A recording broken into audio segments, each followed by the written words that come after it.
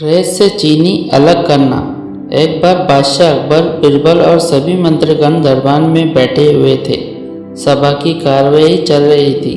एक एक करके राज्य के लोग अपनी समस्या लेकर दरबार में आ रहे थे।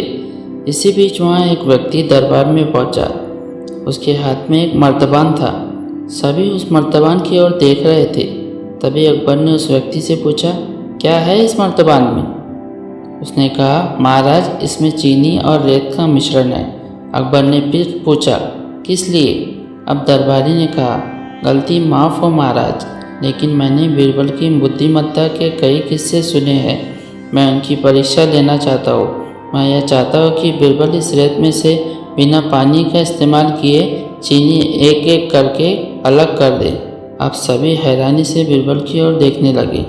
अब अकबर ने बीरबल की ओर देखा और कहा, देख लो बीरबल, अब तुम कैसे इस व्यक्ति के सामने अपनी बुद्धिमानी का परिचय दोगे?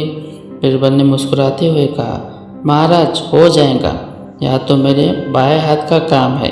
अब सभी लोग हैरान थे कि बीरबल ऐसा क्या करेंगे कि रेत से चीनी अलग अलग हो जाएगी।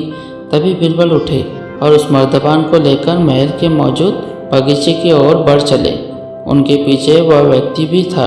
अब बीरबल बगीचे में एक आम के पेड़ के नीचे पहुँचे। अब वह मर्तबान में मौजूद रेत और चीनी के मिश्रण को एक आम के पेड़ के चारों तरफ फैलाने लगे। तभी उस व्यक्ति ने पूछा, अरे क्या कर रहे हो?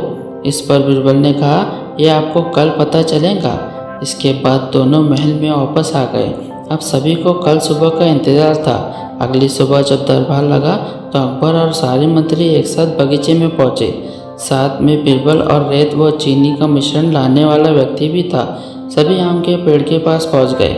सभी ने देखा कि वहां सिर्फ रेत पड़ी हुई है।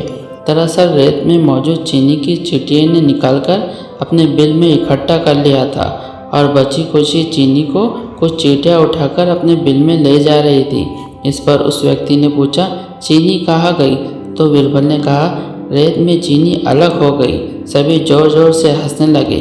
बीरबल की यह चतुराई देखकर अकबर ने उस व्यक्ति से कहा, अगर तुम्हें चीनी चाहिए तो तुम्हें चींटियों के बिल में घुसना पड़ेगा।